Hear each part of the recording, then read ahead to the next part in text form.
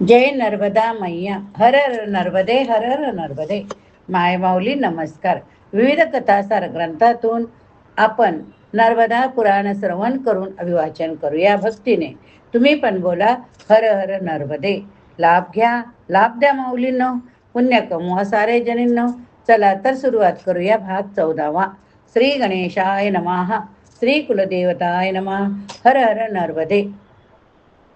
श्रवण केले तर प्रतिक्रियेत लिहा हर हर नर्मदा. युधिष्ठिर म्हणाले, श्रेष्ठ व्रत धारण करणारे श्रेष्ठ ब्राह्मण, तुमच्या कृपेने अनेक आश्चर्ययुक्त गोष्टी मी ऐकल्या.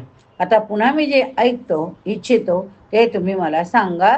निर्दोष मुनी, नर्मदा नावाने प्रसिद्ध असलेली ही नदी सर्व नद्यांमध्ये श्रेष्ठ पुण्यप्रद कशी काय?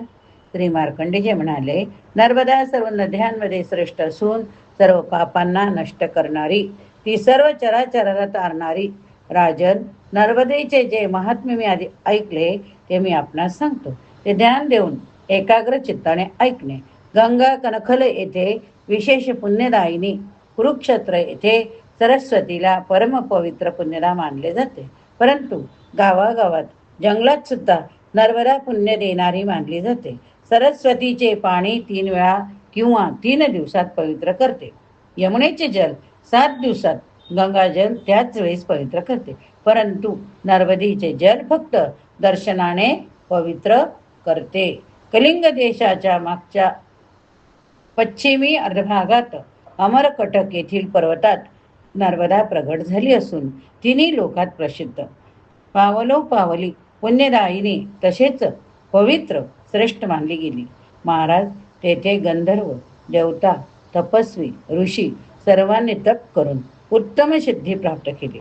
राजन, तेथे नर्मदेमध्ये स्नान करून नियमांचे पालन करून इंद्रियाला जिंकून तिच्या तटावर मनुष्याने 1 रात्र निवास केला तर तो 100 पिढ्यांना तारतो. प्रिय युधिष्ठिर, कमरकटक पर्वत सर्व देवांचे आश्चर्याचे ठिकाण असून ते ऋषीमुनींनी सेवित केले.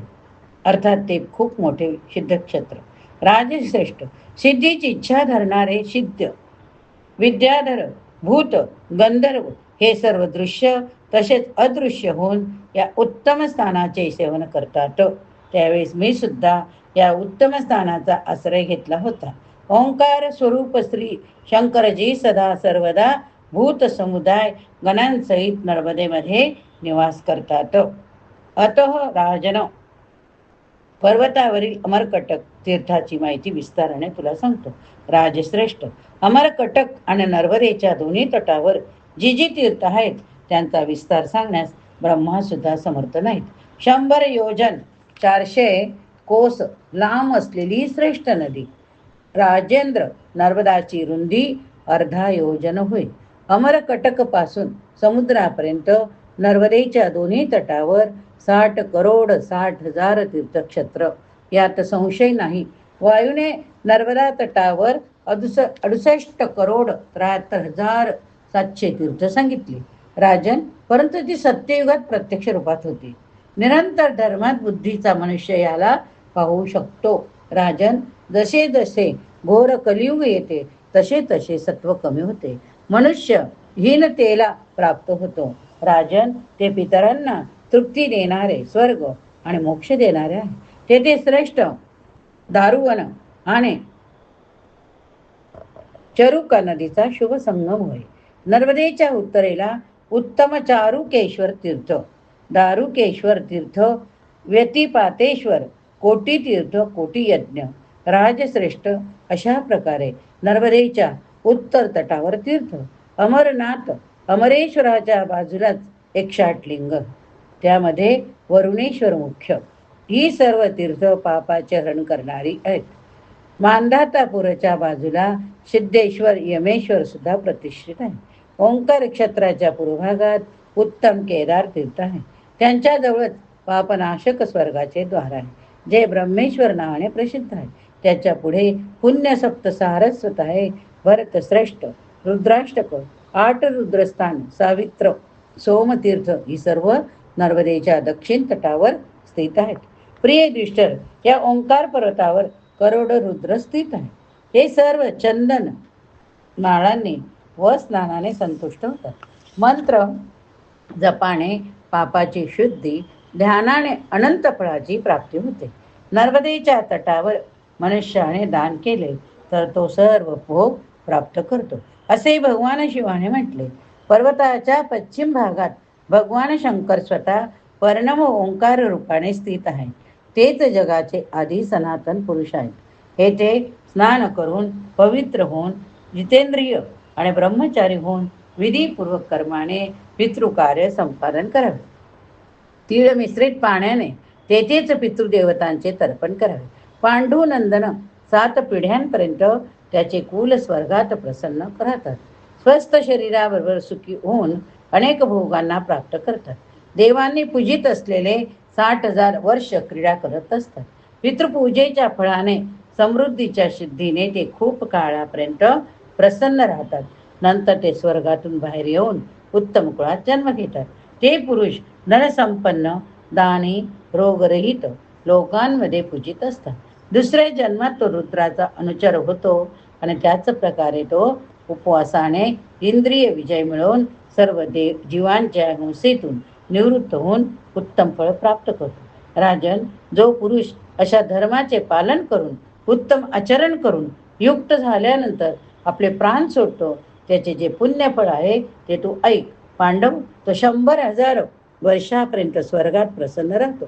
अप्सरेच्या दिव्य शब्दाने, दिव्य चंदनाने अनुलिप्त शरीराचा दिव्य अलंकारांनी शोभित सिद्ध गंधर्वाने संपादित तो सिद्ध पुरुष देवतांबरोबर क्रीडा करतो. आपले पुण्य भोगल्यानंतर स्वर्गातून खाली येऊन बलवान राजा होतो. तो हत्ती, घोडे, रथ इत्यादींनी युक्त असून धर्माचा जाणकार, शास्त्राच्या आज्ञेमध्ये तत्पर असतो. चांदी सोन्याने मढवलेले खांब असलेले अनेक मजल्याचे सुंदर दरवाजांचे दासदासींनी युक्त असलेल्या भवनामध्ये निवास करतो. मदवाल्या हत्तीच्या गर्जनेने आणि घोड्यांच्या हीन हटाने त्यांचे ते द्वार इंद्रच्या भवनामध्ये शोभित असते. श्रीमान राजराजेश्वर चक्रवर्ती तो पुरुष सर्व सुंदर स्त्रियांचा प्रिय होऊन क्रीडा भोगत असतो.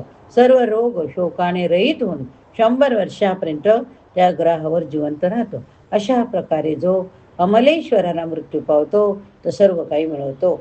जो पुरुष भक्तिपूर्वक अमरकंटकाला अग्निप्रवेश करतो तो पुरुष मेल्यानंतर स्वर्गाला प्राप्त करतो, उत्तम गती प्राप्त करतो. स्नान, दान, जप, होम, शुभ अशुभ जे काही पुराणामध्ये सांगितले आहे त्या सर्वांचे येथे करोडोपतीने फळ मिळते. राजन, नर्मदेच्या तटावर जे वृक्ष कालक्रमाने पडतात व नर्मदेच्या पाण्याला स्पर्श झाल्यावर उत्तम गतीला प्राप्त होतात. राजन, जो त्या तीर्थावर शरीर सोडतो त्याला आकाशातील वायूची गती मिळते. पाताळातील भोगशाली त्याच्या भवनामध्ये 3,000 कन्या राहतात. त्याला पाठवण्याची पाताळातील भोगशाली त्यांच्या भवनामध्ये त्याला पाठवायची प्रार्थना करतात. तर दिव्य भोगाने संपन्न असलेला आपल्या इच्छेनुसार क्रीडा किंवा आनंदाचा उपभोग घेतो. राजन, समुद्रापर्यंत पृथ्वीवर तसा दुसरा पर्वत नाही. ज्याप्रमाणे हा अमरकटक पर्वत आहे तेथे पर्वताच्या पश्चिमेला 3 लोकांमध्ये प्रसिद्ध जालेश्वर नावाचे कुंड आहे. त्या कुंडात पिंडदान संधोपासना केल्यास 12 वर्षापर्यंत पितृगण तृप्त होतात. नर्मदेच्या दक्षिण तटावर कपिला नावाची महानदी, ती देवदारू व अर्जुन वृक्षांनी झाकलेली, खादीर वृक्षांनी शोभित ही कपिला नदी माधवी, सलकी, अन्य व्रतांनी सुशोभित आहे. तसेच सिंह, वाघ असे गर्जना करणारी हिंसक जीव आहेत. शृंगाल वानर आहेत. सुंदर पक्षी असून ते नित्य आवाज करतात. राजन, तेथे 100 करोडपेक्षा अधिक ऋषींचा निवास आहे असे मी ऐकले. त्यांनी सर्वांनी तेथे तप करून मोक्ष मिळवला आहे. त्यामुळे ते पुन्हा संसारात जन्म घेणार नाहीत. तेथेच महात्मा कपिलने उग्र तप केले आहे. यामुळे ते सिद्धीने संसारात जन्म घेणार नाही. सेवित असलेले पुण्यतीर्थ आहे. कारण की ती कपिल आणि कपिलाचे भक्त महर्षी यांच्याद्वारा तसेच कपिलला मानणारे मनुष्य ऋषीद्वारा अगोदरच सेवित आहे. कपिल महर्षींच्या तपाने व त्यांच्या निवासामुळे कपिला नदी पापांचा नाश करणारी नदी म्हणून तिला कपिला नदी म्हणू लागले. तेथे अमरेश्वर अमरकटक पेक्षा काही अधिक करोड तीर्थ आहे. तेथे दिवस रात्र निवास करून यथाशक्ती श्रेष्ठ ब्राह्मणांना दान देऊन मनुष्य सर्व पापातून मुक्त होतो. भगवान शंकराच्या कृपेने तेथे केलेले कर्म करोडो पटीने जास्त फायदेशीर होते. भरतवंश उत्पन्न राजन तेथे प्रणव ओंकाराचे अक्षररहित रूप आहे. शिवस्वरूप त्या प्रणवाच्या मात्रेनेच अक्षर रूप बनते. तेथे मृत्यू झाला तर मनुष्य स्वर्गात जातो, यात संशय नाही. मग तो तिर्यक जीव, पशु, वृक्ष, गुल्मलता किंवा दुसरे कोणी नाही असो. येथे अजून एक विशल्या महानदी, तेथे स्नान केल्याने न्यायपूर्वक दान दिले तर मनुष्य पुण्यात्मा होतो.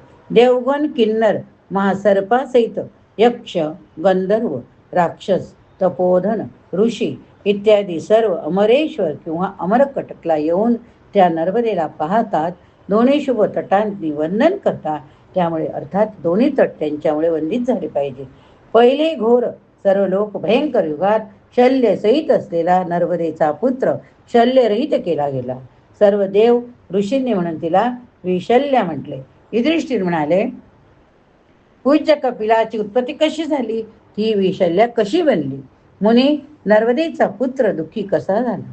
श्रेष्ठ व्रत धारण करणारे विप्र हे वृत्त संसाराला आश्चर्यामध्ये टाकणारे, ते मी ऐकू इच्छितो. मार्कंडेय म्हणाले, राजन, आदी शंकराबरोबर दक्षपुत्री सतीने मोठ्या आनंदाने जलामध्ये क्रीडा केली. बाहेर आल्यानंतर दुसरे वस्त्र परिधान केले. राजन, देवीचे ते स्नान वस्त्र इंद्रधनुष्याच्या समान होते. ते सेविकांनी पिळून टाकले. ते वस्त्र खूप पिळल्यामुळे त्यामधून जे पाणी निघाले त्यातूनच ही महानदी कपिला निघाली. भगवतीचे अंग प्रेम संबंधाने तिच्या वस्त्रातून निघालेले पाणी भुऱ्या रंगाने वाहू लागले. यामुळेच ती वर्ण नावाने कपिला झाली. ती सुगंधित रसयुक्त अनेक फुलांच्या वासाने सुगंधित आहे. पल्लवाच्या समान कोमल असलेल्या त्या तेजस्वी हाताने पिळल्या गेलेल्या वस्त्रातून अनेक वर्णाचे लाल सफेद रंगाचे पाणी निघाले. ते कपिल वर्णाचे झाले होते. त्यामुळे ती श्रेष्ठ नदी निघाली. तिला जाणणाऱ्या पुराणाच्या अर्थामधून चतुर पुरुषाद्वारा तिला कपिला म्हटले. नर्मदेच्या पाण्याने वस्त्रातून उत्पन्न झालेली श्रेष्ठ नदी कपिला परम पुण्यशाली म्हणण्यास योग्य आहे. या अध्यायामध्ये ओंकारेश्वर सहित अमरकटकाचे वर्णन असून त्याचबरोबर अमरेश्वर, अमलेश्वर, ममलेश्वर सुद्धा तेथे आहेत. कपिला नदीच्या उत्पत्तीची माहिती असलेला हा 21वा अध्याय या ठिकाणी समाप्त झाला. पुढच्या भागात आपण विशल्या उत्पत्ती वर्णन बघणार आहोत. प्रतिक्रियेत लिहायला विसरू नका. हर हर नर्मदे जर श्रवण केले असेल तर हर हर नर्मदे, हर हर नर्मदे तुम्ही पण बोला.